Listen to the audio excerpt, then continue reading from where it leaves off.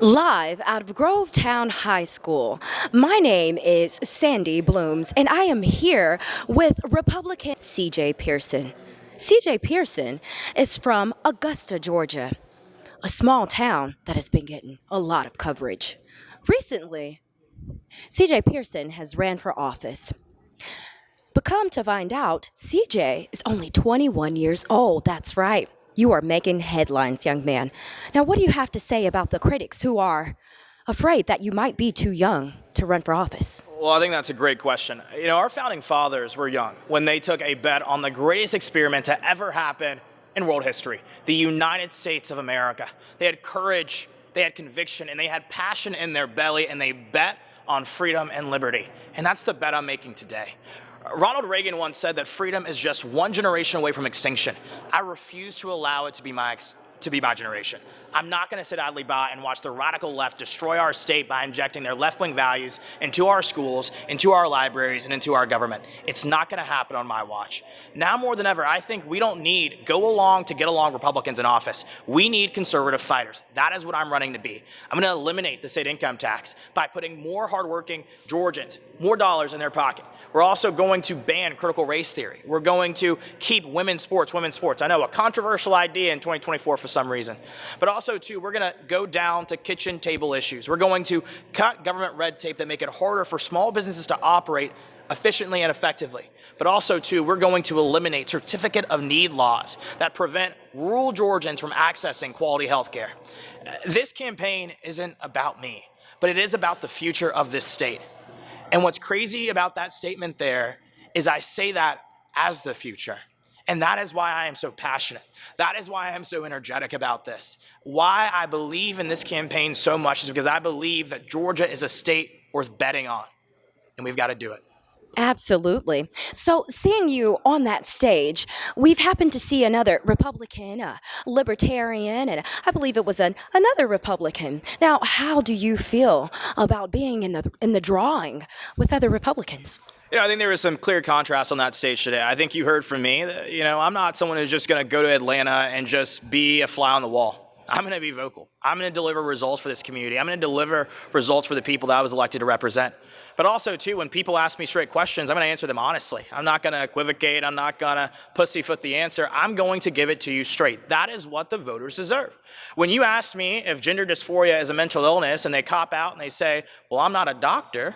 Well, according to the DSM, which is developed by doctors, gender dysphoria is a mental illness. So I'm going to bet on those doctors to tell me what a mental illness is. And also, too, I think when it comes to things like January 6th, I think it's even silly that the question was asked because the voters in this district don't care about January 6th. They care about Bidenflation requiring them to go up to the checkout line at a grocery store and remove things out of the shopping cart. They care about whether or not they're going to be able to provide for their families, put food on the table. These are the issues that are on the minds of the people of District 125, not January 6th. I wish the media would ask me more so about how I felt about BLM burning down half of America, all in the name of so-called social justice. You know what I did a few years ago? And it's so funny, you brought up age. When I was 17 years old, I was still in high school. I had not yet graduated. When Black Lives Matter burnt down Atlanta, including a lot of black-owned businesses, I used my platform on social media to raise more than, I think it was $164,000 to support those black-owned businesses.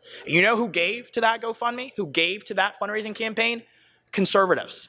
But I thought we were the party of old white guys. I thought we were the party of racists. It's never been true. It never was true, never will be true.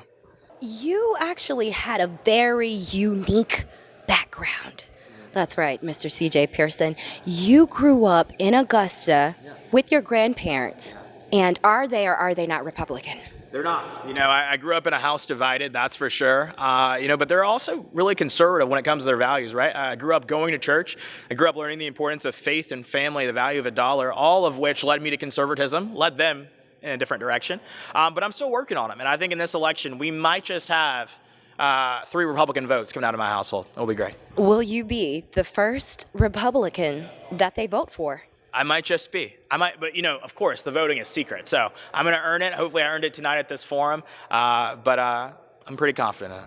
Okay. So you mentioned a thing or two about being serious and not being involved with antics in the city of Atlanta. And out of Fulton County, we have Fannie Willis. You've recently gone viral for a video that you posted on X, formerly known as Twitter. And there you gave a little bit of a discourse about what was going on in Atlanta and your frustrations with it. Can you backtrack just a little bit and explain what you plan to do if you get into office with that current situation? On day one, I'm introducing articles of impeachment to get her out of office. I think that we need to stop engaging in this farce. We need to be decisive. We need to act fast. If you don't want to impeach her because of her corrupt persecution of President Trump and also many other conservative activists in this state, then you should look at the very credible allegations of corruption that she is engaged in, using taxpayer dollars to fund her affair with married man who she appointed to lead the prosecution of Donald Trump. I think it's absolutely enough basis for impeachment. And I know that there will be career politicians who say, well, we don't have the votes. Democrats will never support that legislation. Well, make them go on the record as standing by someone who is willing to use their office and to use public dollars to fund illicit behavior. Make them go on the record. Why are we so scared to hold Democrats accountable? Now, you've answered a lot of questions up there on that stage, and you've done so diligently, guys. I'm not playing with you. When I say that Mr. C J Pearson got on there and he answered every one of those questions with dignity, I am proud of him, and we are proud of you, the family here at Conservative Television of America. Now, what we want to know right now, CTA, is what do you plan on doing from here? What is the goal and the journey for C J Pearson? Yeah, well, I'm looking forward to crisscrossing the community over these next few weeks, talking to people about real issues that are happening in our community. This Saturday, actually, we'll be speaking at the Columbia County Republican breakfast, so happy to engage with voters there. Looking forward to talking more about our platform in that kind of setting and that environment. But we are not going to leave anything to chance. We're running this race like we're 15 points behind. We're not going to take anything for granted. We're going to win this thing. On February 13th, we're going to make history, and I'm super excited about it. If there's any way that we can support you, we can get involved in, Conservative Television of America, hello, what can we do and where can we go? Definitely. Well, people can head to PearsonForGeorgia.com to learn more about me and also support the campaign. It's going to take grassroots activists from all across the country coming together to push us across the finish line. Georgia should be on the minds of every single American. The road to the White House is going to run right through this state. We've got to be vigilant. Already, you have the establishment attacking me because they know that when I'm elected, I'm not going to serve them. I'm going to serve the people of Columbia and McDuffie County, and I'll make no apologies for it. Do you believe that you're being attacked because of your race? No, I'm not a victim. They're not attacking me because I'm black. They're attacking me because they can't control me. And at the end of the day, I'm unbossed. That will never, ever be the case with them. They will never, ever be able to tell me how to vote, what to do, what to introduce. I know who I'm beholden to if I'm elected to this office. And it's the people of this district. No one else, no one more. And if elected, what will you do on your first day in office? Well, we've got those articles of impeachment that we need to go ahead and write up. I might as well get started. We got to eliminate the state income tax. I'm endorsing, Colton Moore's plan, which I think is a great first step to eliminating that state income tax. I also believe that we need to take decisive steps to eliminate books like the one that I used or cited, during the forum today from our county libraries. Public funding should not be used to put this filth in front of our children.